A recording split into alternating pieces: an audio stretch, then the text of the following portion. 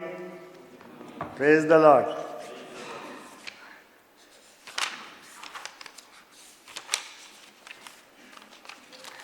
आजचा जो संदेश आहे तो एकदा हा संदेश झालेला आहे, पण आज तोच विषय पण सर्वांना समजेल असा अतिशय सिम्प्लिफाईड असा करून सांगण्याचा प्रयत्न करत आहे. आजच्या मननासाठी किंवा स्टडीसाठी जे वचन आहे ते करंथीकराचं पहिलं पत्र 12 अध्याय आणि 1 पासून पुढे.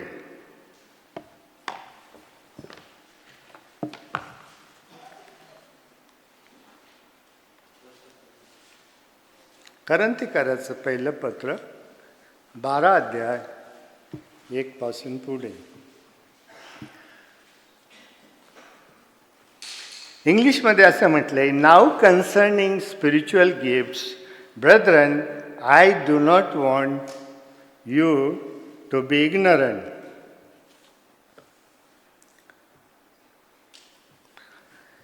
बंधुजनो, तुम्ही आध्यात्मिक दानाविषयी अजान असावे अशी माझी इच्छा नाही. पाऊलाने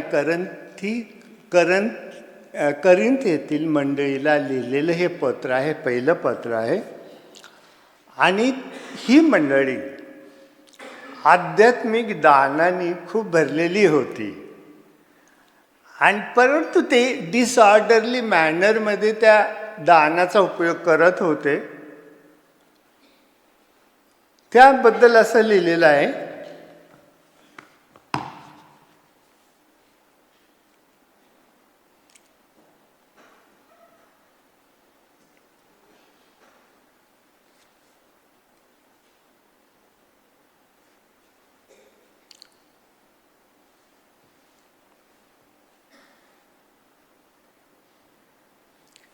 की ही मंडळी म्हणजे त्या चर्चमध्ये खूप डिसऑर्डर होती, त्या चर्चमध्ये खूप भांडणं होती, वादविवाद होते, कोर्ट केसेस होत्या, इमॉरॅलिटी होती, आणि प्रबोधनाचं भ्रष्टीकरण तिथं होत होतं. अशा अनेक साऱ्या प्रश्नाने भरलेलं ते मंडळी आहे. पण त्या मंडळीबद्दल आज पहिल्या अध्यायामध्ये असं लिहिलेलं आहे,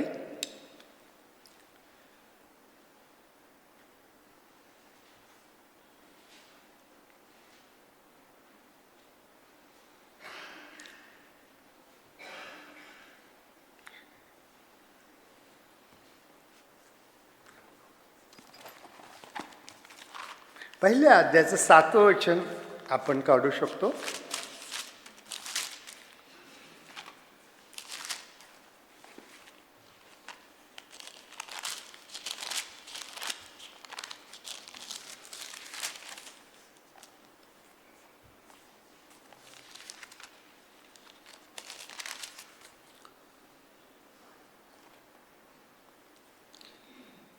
असे की आपला प्रभू येशू ख्रिस्त ह्याच्या प्रकट होण्याची वाट पाहणारे जे तुम्ही, ते कोणत्याही कृपादानात उणे पडला नाही. ह्या मंडळीला परमेश्वराने किंवा पवित्र आत्म्यानं वेगवेगळी दानं दिलेली होती. जरी डिसऑर्डरली अशी मंडळी होती, पण तरीसुद्धा देवबाप्पा ही जी दानं आहेत त्याला म्हणतात कृपादानं. पवित्र आत्म्यानं त्याच्या कृपेनं ह्या मंडळीला पवित्र आत्म्याच्या दानाने भरलेलं होतं. तर आपण 12व्या अध्यायाकडे येऊ. पवित्र आत्म्याची दानं, येशू ख्रिस्तांनी मंडळीला दिलेली गिफ्ट्स किंवा दानं, आणि चर्चमध्ये देवपित्याने आपल्याला जी काही गिफ्ट्स दिलेले आहेत ह्या तिन्हींनाही मिळून आध्यात्मिक दान किंवा स्पिरिच्युअल गिफ्ट्स म्हणतात. पवित्र आत्मा देतो ते दान, येशू ख्रिस्तांनी मंडळीला दिलेले गिफ्ट्स किंवा प्रेझेंट्स किंवा दान, आणि आपल्या सगळ्यांना देवपित्यानं जन्मजात किंवा इनहेरिटेड असे काही गिफ्ट्स दिलेले आहेत, सर्वांना दिलेले आहेत. आणि ती दानं ह्या सगळ्या तिन्हींनाही मिळून असं म्हटलं जातं की ही स्पिरिच्युअल गिफ्ट्स आहेत. 12:4 करंथीकराचं पत्र 12, 13 आणि 14 हे 3 अध्याय आध्यात्मिक दानासाठी त्या तिन्ही अध्यायामध्ये पौलानं लिहून ठेवलेला आहे. म्हणजे हा विषय अतिशय महत्त्वाचा आहे आणि म्हणून पौल म्हणतो की तुम्हाला ह्या दानाबद्दल तुम्ही अज्ञानी असू नये. तर 4थ्या वचनात असं म्हटलंय, there are diversities of gifts but same spirit.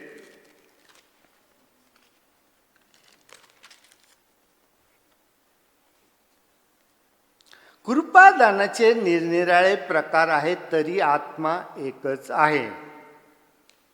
कृपादानाचे वेगवेगळे प्रकार आहेत तरी आत्मा एकच आहे. म्हणजे ही जी कृपादान आहेत पवित्र आत्मा देतो. सेवा करण्याचे निरनिराळे प्रकार आहेत तरी प्रभू एकच आहे. आणि कार्याचे निरनिराळे प्रकार आहेत तरी सर्वात कार्य करणारा देव एकच आहे. ही जी दानं आहेत ह्यामध्ये पवित्र आत्मा दान देतो, प्रभू येशू ख्रिस्त दान देतो आणि देव पिता तिन्ही trinity God is involve in bestowing all the spiritual gifts. ह्या तीन जी दानं आहेत वेगवेगळ्या प्रकारची क्लासिफिकेशन असं होतं याचं. पवित्र आत्मा देतो जी दानं आहेत ती त्याला म्हणतात मॅनिफेस्टेशन गिफ्ट किंवा पवित्र आत्मा त्याद्वारे दिसतो. लोक म्हणतात की हे पवित्र आत्म्याचं कार्य आहे, त्याला म्हणतात मॅनिफेस्टेशन गिफ्ट. आणि हे तुम्हाला ह्यामध्ये टोटल 9 दानं आहेत. 7वं वचन मी वाचतो. 12 अध्यायावरच 12 अध्यायच ओपन ठेवा. तथापि आत्म्याचे प्रकटीकरण सार्वजनिक हितासाठी एकेकाला होते. कारण एखाद्याला आत्म्याच्याद्वारे ज्ञानाचे वचन मिळते, एखाद्याला त्याच आत्म्यानुसार विद्येचे वचन मिळते, एखाद्याला त्याच आत्म्यात विश्वास, एखाद्याला त्याच आत्म्यात निरोगी करण्याची कृपादाने, एखाद्याला अद्भुत कृत्य करण्याची शक्ती, एखाद्याला संदेश देण्याची शक्ती, एखाद्याला आत्मे ओळखण्याची शक्ती, एखाद्याला विशेष भाषा बोलण्याची शक्ती व एखाद्याला भाषांचा अर्थ सांगण्याची शक्ती मिळते. तरी सर्व कार्य करणारा तो एक आत्मा म्हणजे पवित्र आत्मा हे कार्य करतो. तो आपल्या इच्छेप्रमाणे एकेकाला ते वाटून देतो. ही 9 दानं आहेत, पवित्र आत्म्याची दानं आहेत. आणि पवित्र आत्मा त्याच्या इच्छेप्रमाणे प्रत्येकाला म्हणजे चर्चमधील लोकांना, विश्वासणाऱ्यांना ती दानं तो देतो. त्याच्या इच्छेप्रमाणे देतो. ती तुम्ही कमवू शकत नाहीत, मिळू शकत नाहीत, अर्न करू शकत नाही. प्रार्थना करू शकता, परंतु त्याचा सार्वभौम अधिकार आहे कुणाला काय द्यायचं. ठीक आहे, ह्याला म्हणतात पवित्र आत्म्याचं दान. ही बिगिनिंग टू एंड, सुरुवातीपासून शेवटपर्यंत ही सर्व दानं सुपर नॅचरल आहेत. जेव्हा ह्या दानाचा उपयोग होतो तेव्हा लोकांना कळतं का रे हे पवित्र आत्म्याचं कार्य आहे. ॲपिअरन्स ऑफ होली स्पिरिट. आधी ब्रॉडली बघू आणि नंतर काही गोष्टीचं आपण स्पष्टीकरण करू. दुसरं जे दान आहे प्रभू येशू ख्रिस्त आपल्याला देतो, मंडळीला देतो. इफिसकराचं पत्र 4था अध्याय.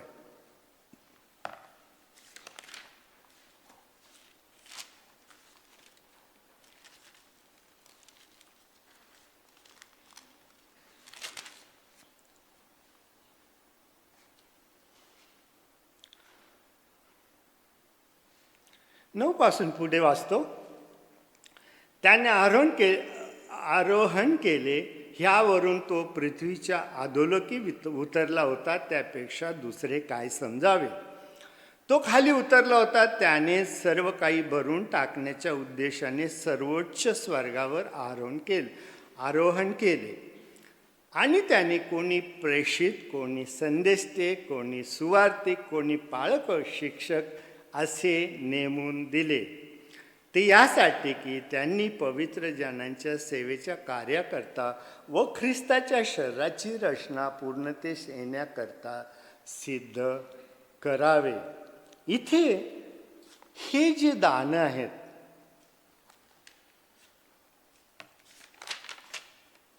किंवा ह्या ज्या गिफ्ट्स आहेत, हे जे आहे प्रभू येशू ख्रिस्त मंडळीला गिफ्ट देतो किंवा प्रेझेंट देतो. म्हणजे जी दानं पवित्र आत्मा देतो तसं नाही, ही जी आहेत ही ऑफिसेस आहेत. Appointment. Lord Jesus appointed some prophets, some apostle, some profit,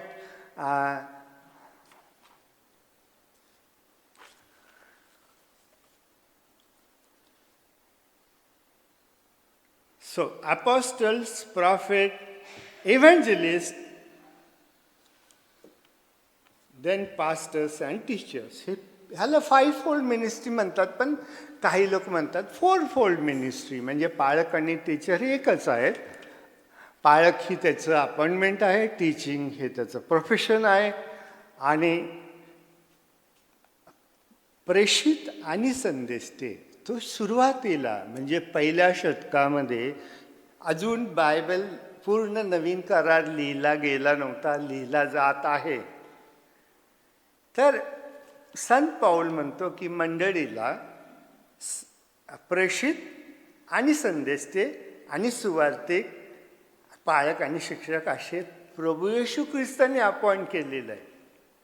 मंडळीला हे त्यांनी गिफ्ट दिलेलं आहे.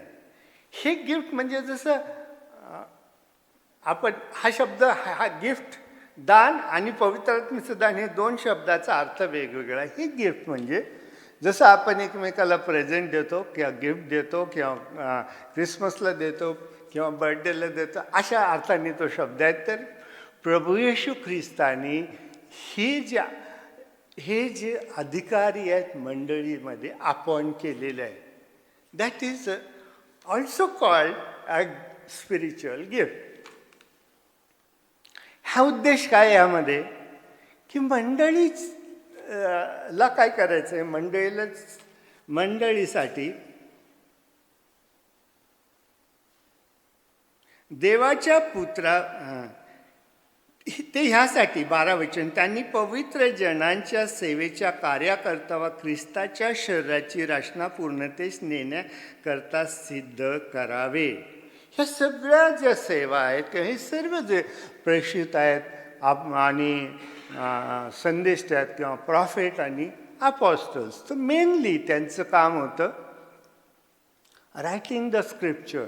आणि अपॉस्टलनी काय, अपॉस्टल्स आणि जे प्रॉफिट्स होते फर्स्ट सेंच्युरीमधले हे जे प्रॉफिट्स आहेत, ते त्यांचा जो रोल आहे, आता तसं पाहिलं तर आता कोणीही अपॉस्टल ह्या अर्थाने कोणीही अपॉस्टल नाही.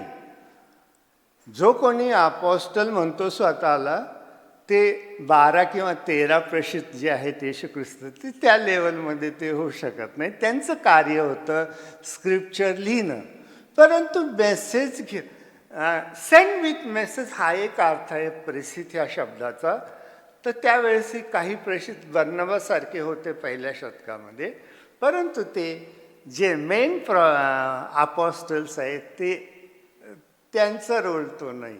तर इथं म्हणजे इथे येशू ख्रिस्ताने मंडळीमध्ये अपॉस्टल्स अपॉइंट केले. त्यावेळेस प्रॉफिट्स यावर आपण नंतर थोडंसं डिस्कशन करू. प्रॉफिट्स होते ते, आणि नवीन करारातील प्रॉफिट्स आणि जुन्या करारातील प्रॉफिट्समध्ये फरक होता. बऱ्याच अपॉस्टलिक एज म्हणजे शेवटचा जो अपॉस्टल संत योहान त्याच्या मृत्यूनंतर, अपॉस्टलच्या मृत्यूनंतर स्क्रिप्चर रायटिंग संपलं. शेवटचं अपॉस्टलचं डेथ झाली. योहान गेल्यानंतर शेवटचं पुस्तक रेव्हेलेशन त्यांनी लिहिलं आणि तिथं अपॉस्टलिक मिनिस्ट्री ही संपलेली आहे. अपॉस्टल लोकांचं जे कार्य होतं त्यांच्याद्वारे परमेश्वराने अद्भुत चिन्ह चमत्कार केले. ते अशी जाहिरात घेऊन फिरत नव्हते की आम्ही आता तुम्हाला बरं करतो, आरोग्य देतो, आणि मग ते येशू ख्रिस्ताचा संदेश घेऊन जात होते. तो संदेश एका शहरातून दुसऱ्या शहरात ते सांगत असताना त्यांचा संदेश सांगताना जे काही कार्य झालं ऑटोमॅटिकली, किंवा देवाने त्या काळामध्ये त्यांचा उपयोग करून घेतला की जेव्हा पेत्र जायचा तर त्याच्या सावलीनं लोक बरे व्हायचे. म्हणजे आजारी लोकांना असं रस्त्यावर ठेवणार, पेत्र जाणार, मग ही जी त्याची सावली आहे ती त्या आजारावर पडली तर ते बरे व्हायचे. संत पावलाच्या बाबतीत असं लिहिलेलं की त्याच्या अंगावरून ॲप्रन किंवा रुमाल काढून जर ते आजारी लोकांवर ठेवायचे तर आजारी लोक बरे व्हायचे, दुष्टात्मा निघून जायचे. अशा प्रकारे ही अपॉस्टलिक मिनिस्ट्री होती.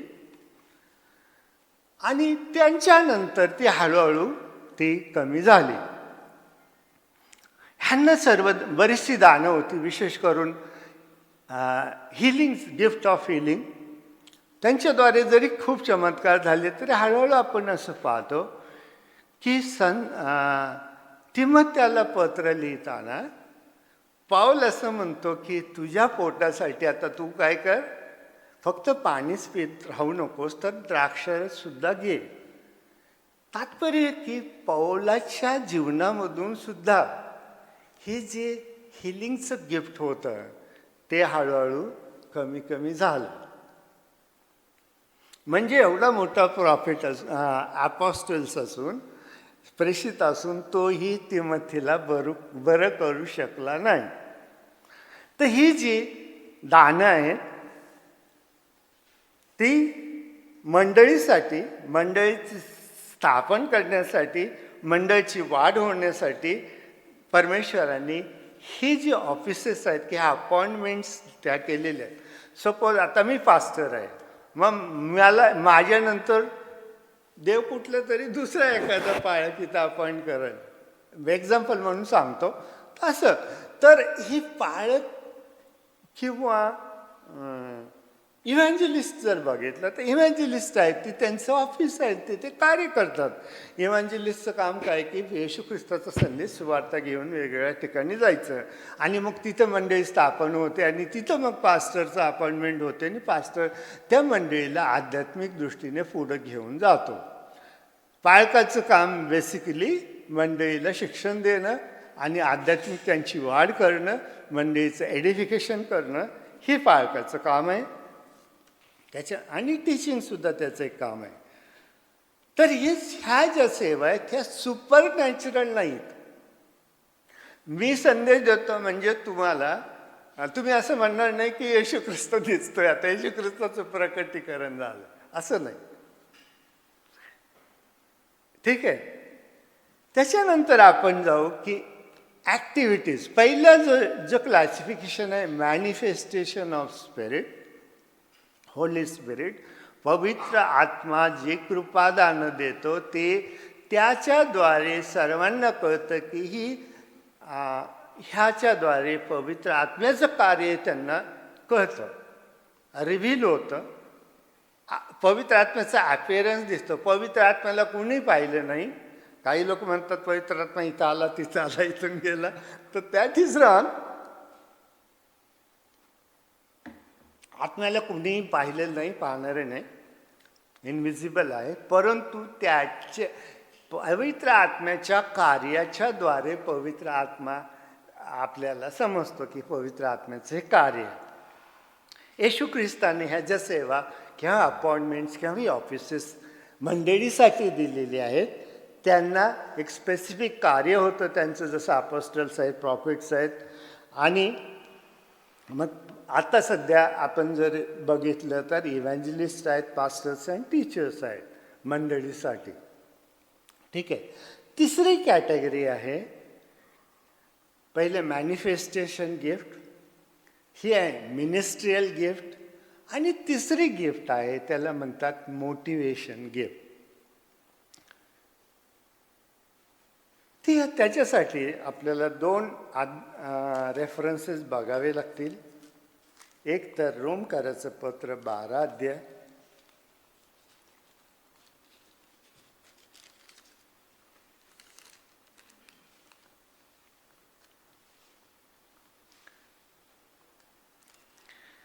आणि दुसरा एक रेफरन्स आहे पेत्राचं पहिलं पत्र आणि 4था अध्याय. त्यातील काही वचनं वाचतो.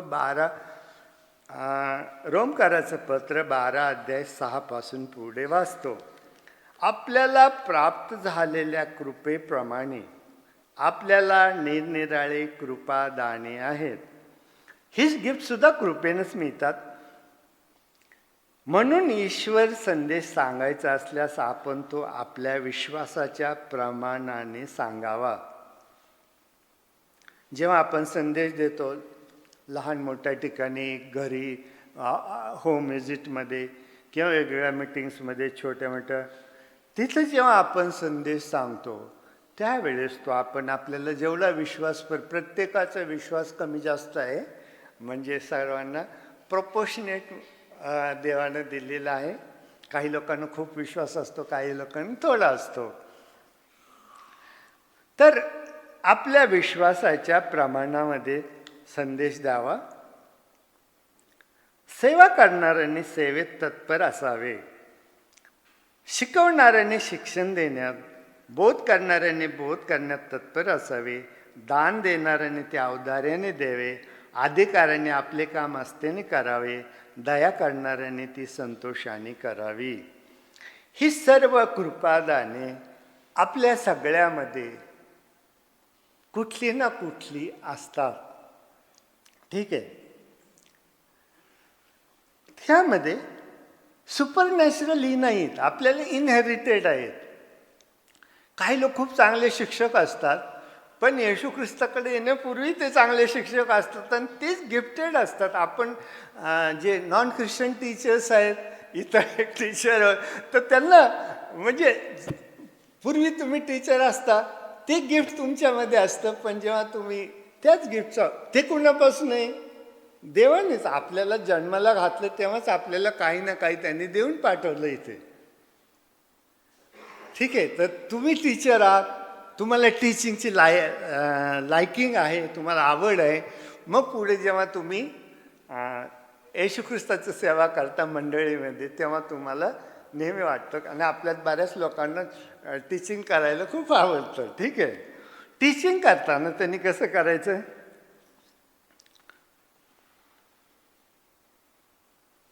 शिकवणाऱ्या शिक्षण देण्यात, बोध करणाऱ्यांनी बोध करण्यात तत्पर असावे. शिकवणाऱ्याने शिक्षण देण्यातही तत्पर असावं.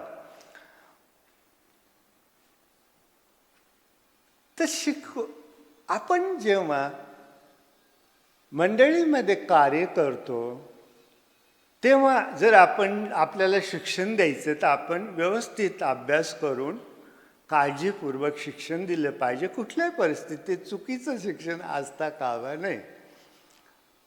एफर्ट्स घ्यावे लागतात, त्रास घ्यावा लागतो, अभ्यास करावा लागतो, आणि तेवढा वेळ द्यायला पाहिजे. पण नॉर्मल केसमध्ये थोडेसे हिंट्स मी देतो, की सगळ्यात पहिलं की आपलं जे पवित्र शास्त्र आहे त्यात अध्याय आणि ही वचनं ही नंतर माणसाने इन्सर्ट केलेली आहे. ती वाचण्यासाठी, समजण्यासाठी, लक्षात राहण्यासाठी जरी चांगली असली तरी पण आपल्याला काय होतं, मग ते बायबल तोडून तोडून वाचण्याची सवय लागते. मग एखादं वचन आपण घेतो, पण त्याच्या मागे काय आहे? ओरिजिनल बायबलमध्ये सरसकट लिहिलेलं आहे.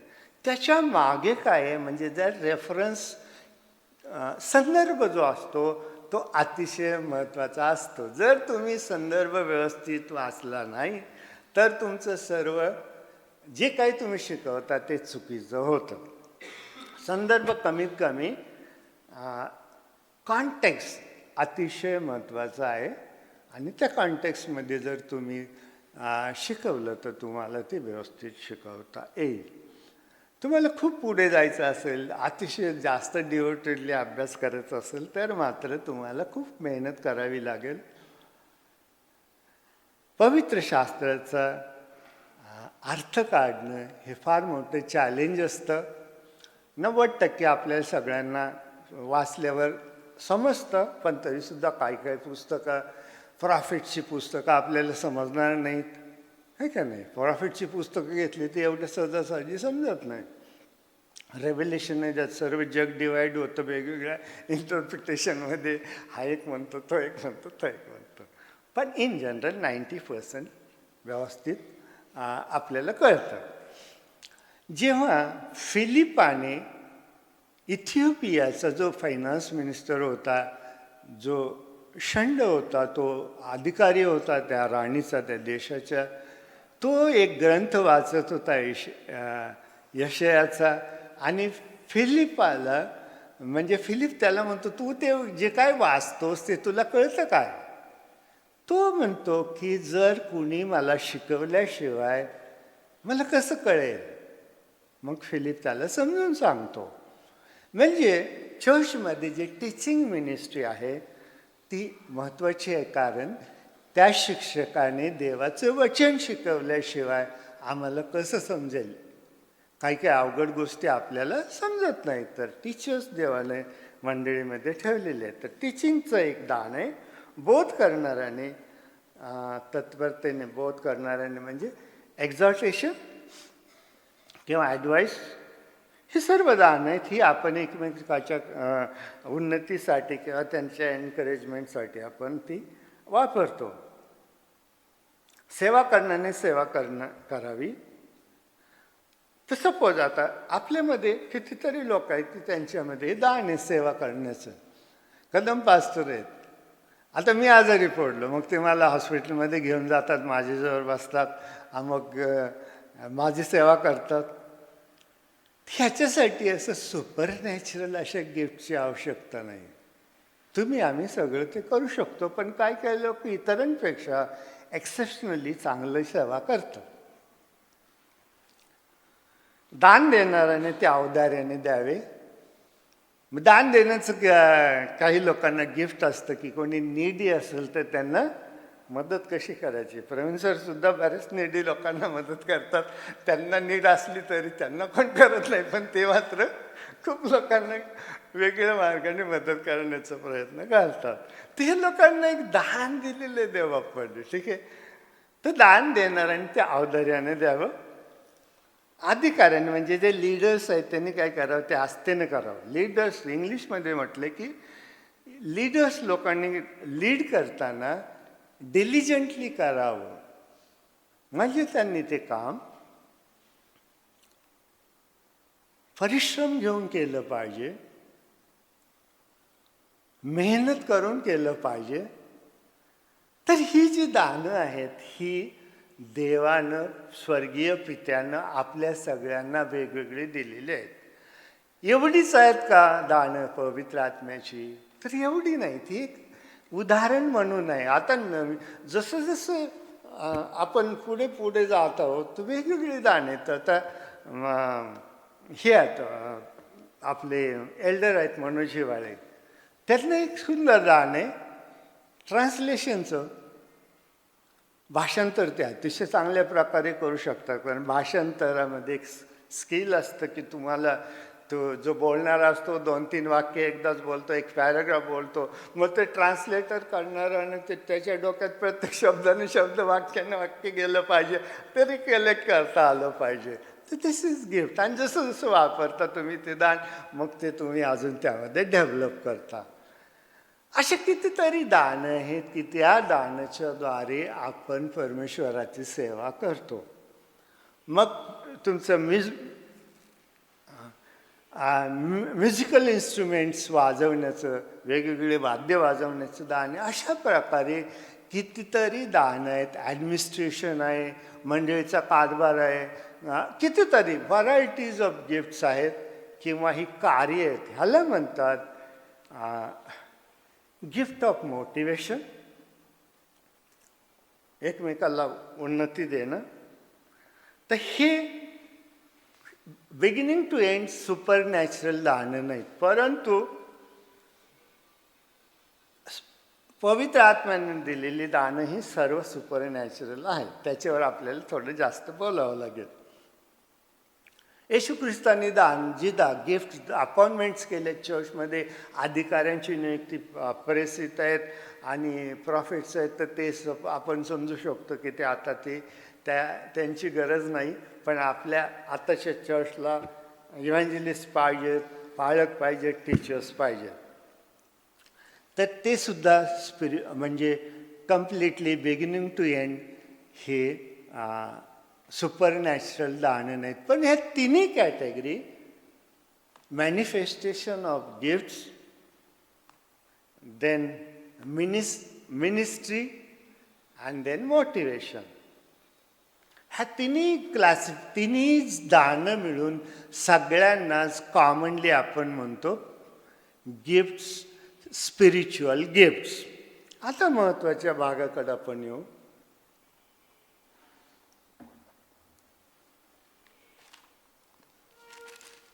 पहिल्या कोरिंथी 12 अध्याय. ह्या लोकांमध्ये ही दानं परमेश्वराने दिली होती. ह्या चर्चमध्ये अतिशय इमॉरल चर्च असूनही आणि अतिशय डिसऑर्डरली असूनही, आणि ती पवित्र आत्म्याच्या दानाचे डिसऑर्डरली पद्धतीने वापर करत होते. आणि for example speaking of tongue, हे दानं कशी वापरायची ह्याचे डिटेलमध्ये इन्स्ट्रक्शन पूर्ण 14व्या अध्यायामध्ये ह्याच पत्राच्या दिलेले आहेत की तुम्ही कसे वापरायचे. बऱ्याचशा चर्चेसमध्ये सगळे चर्चचे सगळेच लोक अन्य भाषेत बोलतात. अन्य भाषा म्हणजे अस्तित्वात असलेल्या भाषा. ती व्यक्ती ती शिकलेली नाही ती भाषा, परंतु पवित्र आत्मा त्या व्यक्तीला ती भाषा बोलण्याचं सामर्थ्य देतो किंवा दान देतो. अस्तित्वात असलेल्या भाषा. पेंटिकॉस्टच्या दिवशी जेव्हा ह्या लोकांवर पवित्र आत्मा आला तेव्हा ते वेगवेगळ्या भाषेमध्ये बोलले. बोलणारे ते कधी त्या भाषा शिकले नाही, परंतु त्या अस्तित्वात असलेल्या भाषा होत्या. पण ज्यांनी ऐकलं त्यांना वेगवेगळ्या भाषा ते बोलले, त्यांना कळालं की ते काय बोलत आहेत, परमेश्वराचा ते गौरव करत आहेत. म्हणजे जर आता जे कोणी भाषा बोलतात त्या भाषा ह्या कुठे ना कुठे जगामध्ये अस्तित्वात असलेल्या भाषा असल्या पाहिजेत, जरी त्या व्यक्तीला माहीत नाही की ते कुठली भाषा बोलतो. ठीक आहे. पौलाने म्हटलंय त्यांना, मंडळीमध्ये तुम्ही सगळे जर अन्य भाषा बोललात, इन्क्लुडिंग पाळक, एकाच वेळेस, आणि असंच करतात. आम्ही कदम पास्टर आम्ही एका चर्चमध्ये गेलो होतो येरवड्याच्या. मग ते सगळेच बोलतात. लिमिटेड वर्ड्स असतात, लिमिटेड व्हॉकॅब्युलरी असते आणि सगळेच बोलतात. पौलाने असं सांगितलं की मंडळीमध्ये दोघांनी किंवा जास्तीत जास्त तिघांनी अन्य भाषेत बोलावं आणि त्याचा अर्थ सांगावा. जर त्यांच्याकडे त्यांनी एकतर प्रार्थना करावी, आम्हाला याचं इंटरप्रिटेशनचं गिफ्ट दे, किंवा त्यांच्यामध्ये जर कोणी अन्य भाषेचं भाषांतर करणारा असला तरच त्यांनी चर्चमध्ये अन्य भाषेत बोलावं, आणि जास्तीत जास्त दोघं किंवा जास्तीत जास्त तिघांनी. अदरवाईज त्यांनी चर्चमध्ये बोलण्यास, त्यांना अन्य भाषेमध्ये बोलण्यास अलाउड नाही. ठीक आहे.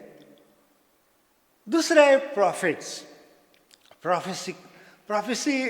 नवीन करारामधली प्रॉफेसी म्हणजे जे 12व्या अध्यायातलं प्रॉफिट त्या काळात अस्तित्वात होते, पण पुढे आपण प्रॉफेसी पुढे सुद्धा प्रॉफिट आहेत किंवा जे इफिस्कराचं पत्र आहे त्यामधले प्रॉफिटचं ऑफिस आहे, अपॉइंटमेंट आहे. आणि मग संदेश देणाऱ्याने संदेश कसा द्यावा, तर ह्याच्यामध्ये रोमकरास पत्र 12व्या अध्याय मात्र संदेश देणाऱ्याने तो संदेश देवाच्या म्हणजे देवाचं वचन सांगतो अशा पद्धतीने द्यावा. तर हे जे दान आहे आणि प्रॉफिटचं ऑफिस आहे ह्यामध्ये फरक आहे. प्रॉफेसी करणं म्हणजे देवाचं वचन पॉवरफुली त्यावेळेस त्याला जे पवित्र आत्म्याच्या प्रेरणेनं तो ते मंडळीला देऊ शकतो त्याला म्हणतात नॉट फोर टेलिंग, पुढचं भविष्य सांगायचं नाही, परंतु देवाचं वचन व्यवस्थित आत्म्या म्हणजे सामर्थ्याने तो लोकांना बोलायचं. फोर्थ टेलिंग, देवाचं वचन त्याला जे मिळतं ते पवित्र आत्म्याच्या प्रेरणेनं ते वचन तो व्यवस्थित स्पष्ट करून लोकांना सांगतो. दॅट इज संदेश देणं. मराठीमध्ये चांगलं भाषांतर केले. संदेश देणाऱ्याने देवाचं वचन आहे असं तो संदेश द्यावा. प्रॉफेसी जी आपण आजूबाजूला पाहतो ती जनरल हवेत गोळीबार करतात तसं करतात. महाराष्ट्रामध्ये असं होणार आहे तसं होणार आहे स्पेसिफिक सांगत नाही की ह्या देशात हे होणार आहे त्या देशात काही ना काही कुठं ना कुठं काहीतरी होतच असतं. ते असं स्पेसिफिक प्रॉफेसी करत नाही. आणि मग ती खूप मोठी जाहिरात करतात profit so and so, profit so and so. तर ही सगळ्या गोष्टी आहेत त्यापासून आपण सावध राहिलं पाहिजे. पण आपल्याला जी दानं दिलेली आहेत तिचा उपयोग देवाच्या गौरवासाठी आपण केला पाहिजे. ह्यामध्ये आपण आता बघू एक एक जी दान आहेत पवित्र आत्म्याची दान.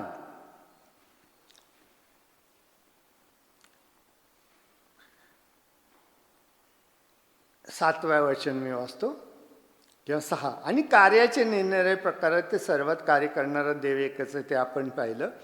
तथापि आत्म्याचे प्रकटीकरण किंवा रिव्हिलेशन किंवा मॅनिफेस्टेशन ऑफ होली स्पिरिट सार्वजनिक हितासाठी एकेकाला होते. एखाद्याला आत्म्याच्या द्वारे ज्ञानाचे वचन मिळते, एखाद्याला त्याच आत्म्यानुसार विद्येचे वचन मिळते. ज्ञान आणि विद्या म्हणजे एकाला म्हणतात word of wisdom, word of knowledge. आता वर्ड आपल्याला माहिती नाही की आपल्यामध्ये सुद्धा देवाचा आत्मा कार्य करतो. वर्ड ऑफ नॉलेज किती लोकांना माहीत आहे की जेव्हा इथून संदेश येतो तर तुम्हाला असं वाटतं की ह्यांना कसं काय माहिती आमच्या परिस्थितीबद्दलच हे कसे काय बोलले. त्या प्रचार संदेश देणाऱ्याला माहिती नसतं, पण जेव्हा संदेश तुमच्याकडे येतो तेव्हा ते तुम्हाला अप्लाय होतं. तुम्ही त्या परिस्थितीतून जात असता आणि तो बोलणारा कुणी असेल तो तुमच्याशी बोलतो आणि तुम्हाला कळतं अरे मग तुम्हाला ते अप्लाय होतं आहे. तुम्हाला अनुभव हा आपल्या चर्चमध्ये बऱ्याच वेळा असं होतं. ठीक आहे, this is word of knowledge, word of wisdom. पण आपल्याला माहीत नाही की पवित्र आत्म्याचे कार्य आपल्यामध्ये होतं की आपण त्याच्याकडे तसं लक्ष देत नाही. वर्ड ऑफ विजडम आपल्यामध्ये बिशप सर आज नाहीत, पण त्यांच्याद्वारे मी खूप वेळा वर्ड ऑफ विजडम ऐकलं. त्यांना माहीत नाही की मला हे गिफ्ट आहे, परंतु जेव्हा एखाद्या पास्टरांचं ऑर्डिनेशन करायचं असतं ते बायबल घेत नाहीत, परंतु ते ॲड्रेस ते बोलतात आणि त्यांना ॲड्रेस करतात, त्यांच्या पत्नीला ॲड्रेस करतात. आणि तेव्हा ते जे विजडम त्यांच्याकडून येतं ते अतिशय अद्भुत असतं. So that is called word of wisdom. किंवा एखाद्या घरामध्ये डेथ झालेली असते, नंतर आम्ही त्यांच्या घरी जातो, आम्हाला खूप आम्हाला बोलावं लागलं तर काय बोलायचं, पण आम्हाला टेन्शन येतं काय बोलायचं. अशा प्रसंगात अवघड जातं. मग आम्ही म्हणतो बिशप सर तुम्ही बोला, मग बिशप सर बोलतात. आणि मग त्यांचं जे बोलणं असतं ते त्या घरातील लोकांना अप्लाय होतं, त्यांना कम्फर्ट मिळतो, त्यांना एनकरेज होतात ते किंवा त्यांचं दुःख बऱ्यापैकी हलकं होतं. अशा प्रकारे word of knowledge, word of wisdom हे आपल्यामध्ये पवित्र आत्म्याचं दान प्रकट होत असतं.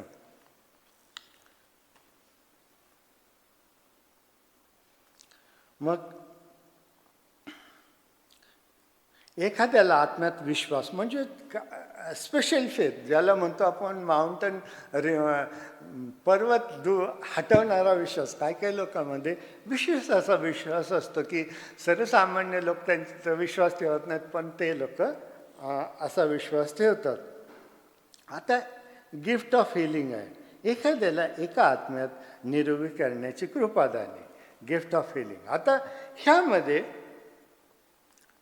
जे भाषा आहेत, प्रोफेसी आहे, विशेष करून लँग्वेज जे आहेत किंवा अन्य भाषा आहेत, तर ऑर्थोडॉक्स चर्चेस हे विश्वास करतात की आता ह्या भाषा अस्तित्वात नाही. आणि बऱ्याच वेळेस त्यांनी ह्या भाषा रेकॉर्ड केल्या, जी पेंटिकॉस्टल कॅरिस्मॅटिक चर्चमध्ये बोलतात ते रेकॉर्ड केलं, सर्च केलं की ह्याला काय अर्थ आहे का, तर त्याला काही कुठंच त्या भाषा अस्तित्वात नाही. तर बरेचसे चर्च हा विश्वास ठेवतात की हे भाषा आता भाषा नाही आहेत ह्या प्रेझेंट एजमध्ये. प्रॉफेसीचं गिफ्टसुद्धा नाही असं म्हणतात, कारण बरेच प्रॉफिट्स जे बोलतात ते असं स्पेसिफिक बोलत नाहीत आणि ते ॲक्युरेटली पूर्ण होत नाही, ॲक्युरेसी त्यामध्ये नसते. दुसरं की दुसरे प्रॉफिट जे आहेत की ते परमेश्वराचं वचन चांगल्या प्रकारे स्पिरिट फील अतिशय ऑथॉरिटेटिव्ह वे प्रचार करतात आणि मग तिथं आपण म्हणू शकतो की हा प्रॉफिट आहे, म्हणजे फोर्थ टेलिंग, देवाचं वचन सांगणार आहे. एखाद्याला आत्मीय ओळखण्याची शक्ती, ठीक आहे. एक आत्मीय ओळखण्याची शक्ती म्हणजे पवित्र शास्त्रामध्ये आपण बघतो की पौल हा फिलिप्पी येथे कार्य करत होता. एक भूत लागलेली मुलगी, ती दररोज त्याच्या मागे जायची, ओरडायची, हे देवाचे लोक आहेत, ते देवाचे सेवक आहेत, ते देवाचा मार्ग तुम्हाला समजून सांगतात. आणि ते खरंच बोलत होती, त्याचं तुम्ही ऐका, ती सत्य बोलत होती. पौलाला खूप वैताग आला तिचं सारखं ऐकून. एक दिवस त्यांनी काय केलं, रिब्यूक केलं आणि तिच्यामधला दुष्टात्मा काढून टाकला. म्हणजे सर्वसामान्यांना कळत नाही की हा दुष्टात्मा आहे. कधी कधी असे आत्मे असतात की ते आपल्याला कळूनच येत नाही, पण काय लोकांना कळतं की अरे नाही. पौलाला कळालं की हा दुष्टात्मा आहे. मग पौलाने तिच्यामधला दुष्टात्मा काढून टाकला आणि त्यानंतर तिच्या मालकाला खूप पैसे कमवून द्यायची. मग त्या मालकाने त्याला काय केलेले की त्याला शेवटी तुरुंगामध्ये टाकण्यात आलं. पौलाने सिलासला त्यांना बंदिवासात जावं लागलं. आता तिथे मोठा चमत्कार झाला. जेलमध्ये अर्थक्वेक, भूकंप झाला आणि तो जो जेलर आहे त्याचा उद्धार झाला, त्याचा बाप्तिस्मा झाला. तर अशा प्रकारे आत्मे ओळखण्याची शक्ती ही काहीला पवित्र आत्मा देतो. अन्य भाषेबद्दल सांगितलं, त्याचा अर्थ करण्याची शक्ती. आणि पवित्र आत्मा हा त्याच्या इच्छेप्रमाणे त्याला पाहिजे त्याला ते दान देतो.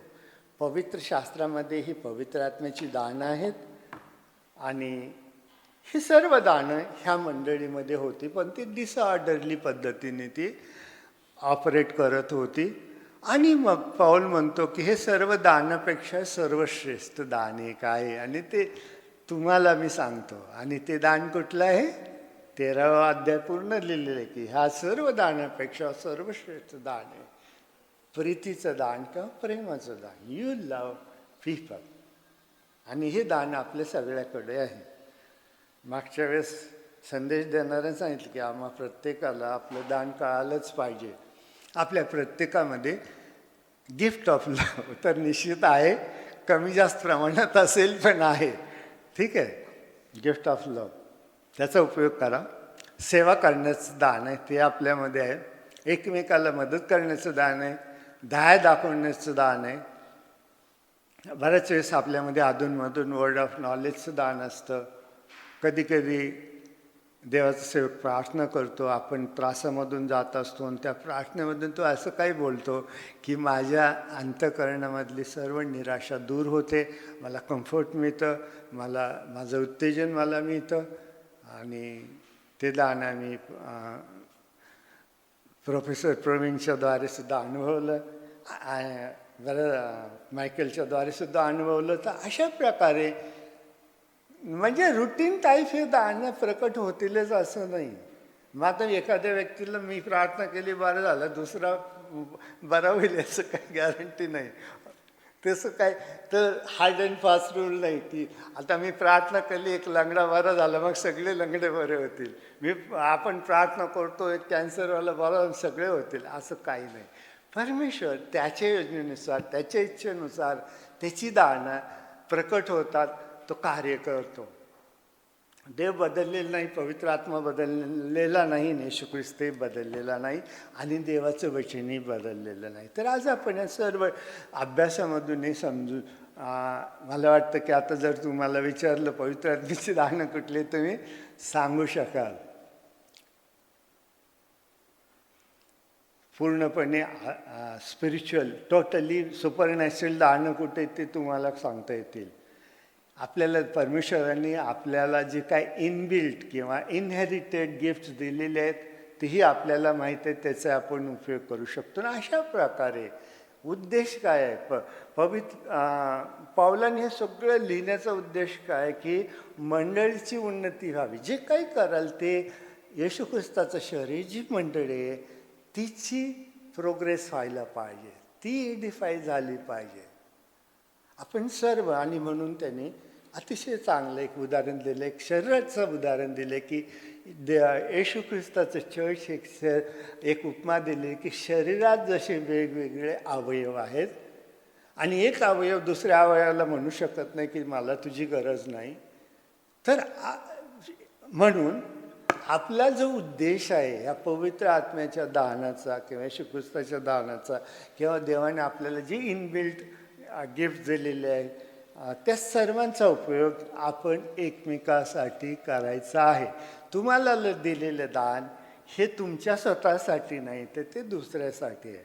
म्हणून देवापर्यंत सर्व वचनाच्या द्वारे तुम्हाला एनकरेजमेंट मिळो. तुम्ही जे काही कार्य करता त्यामध्ये तुम्ही अधिक पुढे जा, एकमेकाला मदत करता अधिक करा, सेवा करता अधिक करा, दान देता अधिक द्या.